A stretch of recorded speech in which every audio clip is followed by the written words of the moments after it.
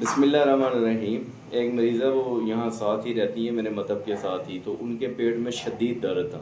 تو وہ یہاں ہمارے علاقے کے جو مشہور 3-4 ڈاکٹر ہیں ان سے انہوں نے میڈیسن لی، لیکن ان کو فرق نہیں پڑ رہا تھا۔ تو ان کی بیٹی پہلے کہیں مجھ سے میڈیسن لے کے گئی ہوئی تھی، تو انہوں نے کہا امی آپ ہمارے ساتھ جو حکیم صاحب بیٹھے ہیں وہاں سے میڈیسن کیوں نہیں لیتی؟ تو وہ آئی ہیں، تو میں نے ان مریضہ کی نبض دیکھی تو زیگ تھی دھاگے کی طرح اور طویل تھی۔ ایسی جو نبض ہوتی ہے، باقی اور بھی اجناس ہوتے ہیں، اس میں مشرف ہوتی ہے، اوپر سطح پہ ہوتی ہے، تیز ہوتی ہے، سری ہوتی ہے، تو یہ عضلاتی غدی تحریک کی نبض ہوتی ہے، کیونکہ جتنے بھی وٹ مروڑ ہے یہ عضلات کے تحت ہے، تو عضلات جو ہے وہ حرکت کرتے ہیں۔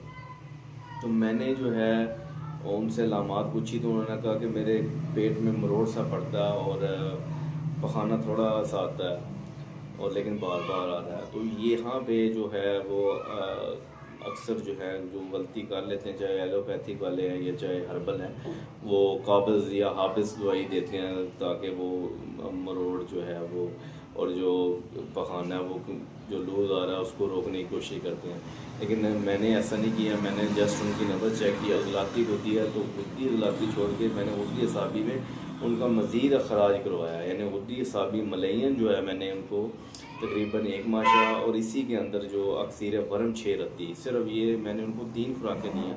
کل میں نے کہا آپ نے دوبارہ چیک کروانا ہے، تو اس سے کیا ہوا، حالانکہ ہماری جو غدی اعصابی ملین ہے دیکھا جائے تو وہ بھی بٹ مارتی ہے، لیکن میں نے دی ہے، میں نے کہا ان کا ایک خراج ایک دفعہ فل ہو جائے۔ تو وہ اگلے دن آئی ہیں، انہوں نے کہا الحمدللہ پخانہ بھی کھل کے ہو گیا اور بٹ بھی ختم ہو گیا۔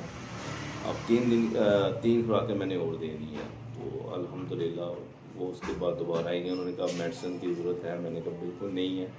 تو یہ الحمدللہ ایک کامیاب علاج ہے۔ جیسے تحریک معلوم ہوئی ہے اس کے بعد ایک چھوڑ کے اگلی تحریک میں جو دعا دی ہے تو اللہ کے لطف و کرم سے اللہ پاک نے ان کو شفا دی ہے۔